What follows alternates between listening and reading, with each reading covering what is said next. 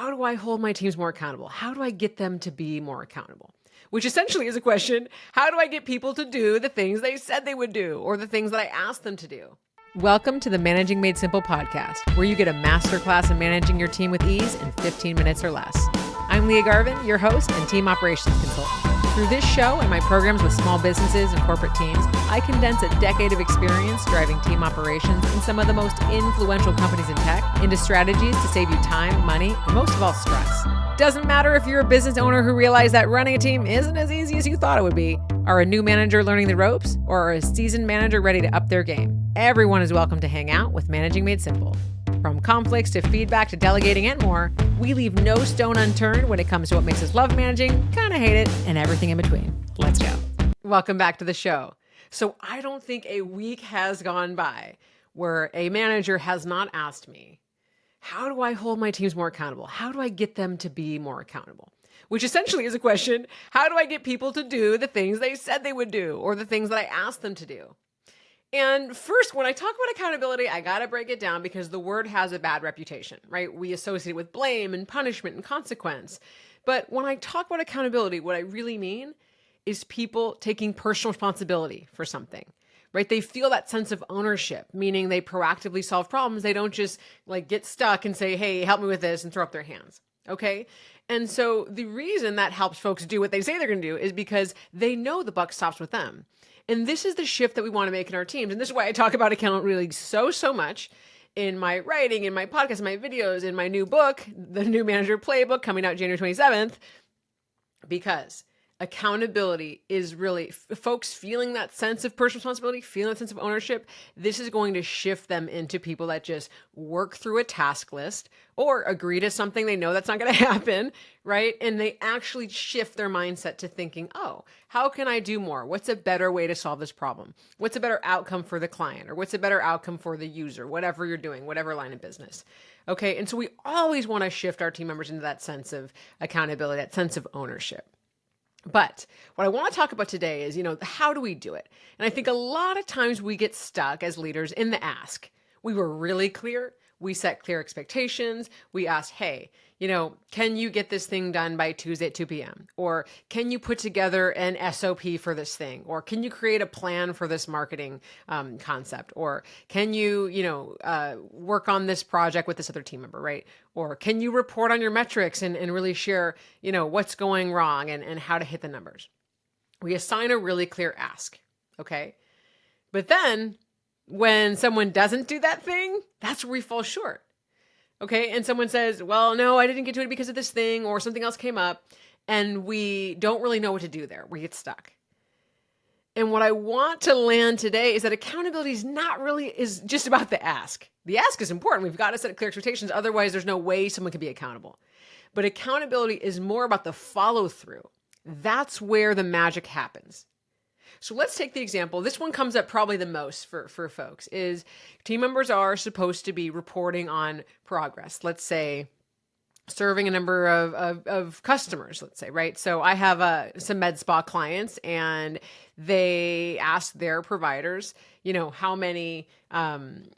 how many patients did they see this week? And they have to report on that, right? And how are they trending, right? Getting more signups and getting more rebookings and things like that. So they ask their heads of each department to report on things like this.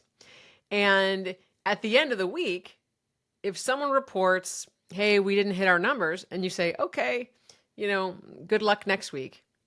There is no reason for that person to be accountable to increasing that trend in the metrics. Same thing with any sort of, service that has memberships. Okay. I work with some gym owners and they have all of their staff is working towards increasing the monthly memberships. Now, if folks report on that or you give them a report and you say, hey, the memberships are down, what happened? And they say, well, I don't know. There's no follow through. There's no reason that person's going to step up.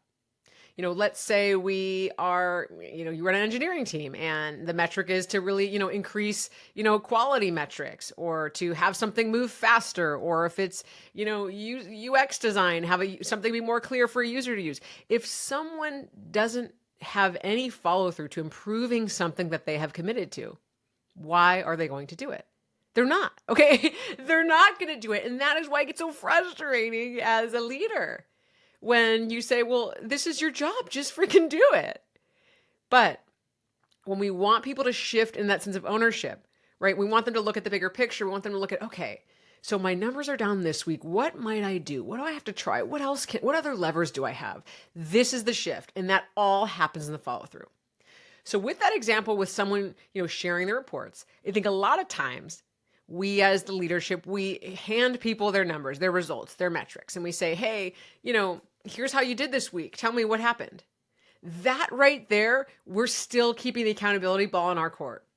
Simple shift I suggest is to actually ask your leaders, your team members, your department heads, whoever's really owning that metric, to present the report to you. Okay, say, hey, end of each week, show me what the numbers are, and share the plan of how we're going to turn these around if there's any dip, how we're going to keep consistent if we're hitting our numbers steadily. Just by shifting it, having them do the reporting to you, having them have to find the report, know what it is, know where to get it, and then to be able to tell you what their plan is, you have completely turned around this accountability equation. You have created the follow through on them. Do you want some hands-on support for all of the topics I talk about on this show?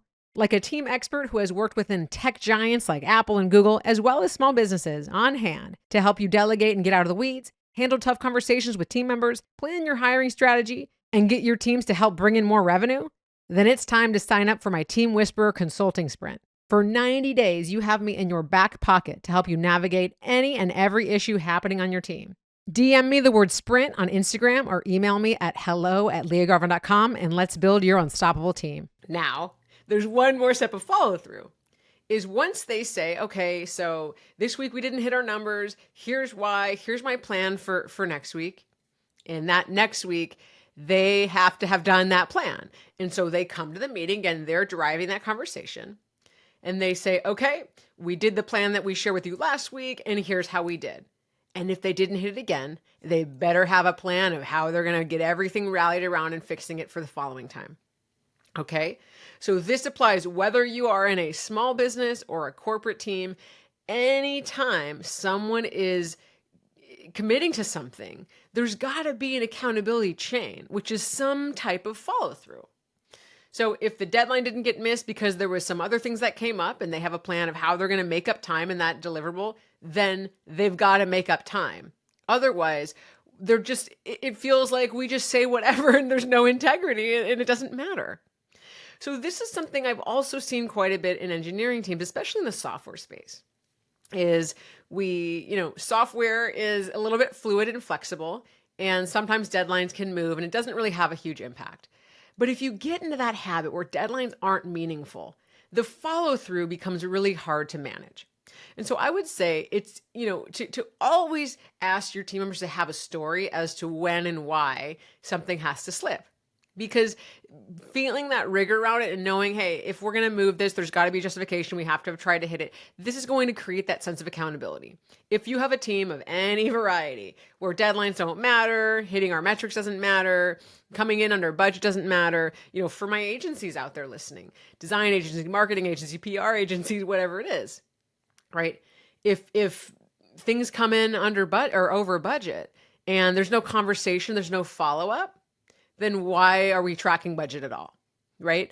And so when we have something that we did not hit or deliver on, we didn't do as we said we were, your team has got to have a story as for what it is, and then you've got to follow up on that. And this is where things can get tricky, right? It doesn't mean someone's next step is they're getting terminated, no. But if it's a consistent pattern where someone is not hitting it, then that is a real indication you need to have a feedback conversation around expectations of the role, around expectations around the metrics, and really get to the bottom of what's going wrong. Okay, so accountability, it is all about the follow through. It's a little bit about the ask. You got to have the ask, otherwise you have no chance. But it is the follow through is where all the magic comes together. This is where you actually create that flywheel when people do something. They say they're going to do it. They are reporting on it. They're tracking it. They're proactively problem solving how to get back on track if they get off track. And then there's a follow up so they know, hey, we don't just say whatever, but we actually follow through with what we say. We are always improving. Okay. And this is how you get your team members to feel that sense of ownership, right? Because the proactivity right there is that ownership mindset. We're looking holistically. We care as much as you care as the leader.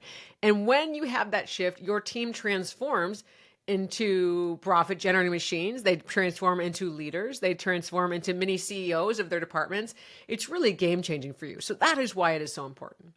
Okay. So do not forget about the follow up, follow through, all of that, because then what's the point? All right. See you next time and get ready because I talk about all of this stuff in my book, The New Manager Playbook, coming out January 27th. Cannot wait. That's all I have for today. Thank you so much for tuning in to the Managing Made Simple podcast, where my goal is to demystify the job of people management so that together we can make the workplace somewhere everyone can thrive. With that said, let's spread the word. If you love this episode, please pass it along to someone who might benefit from it. See you next time.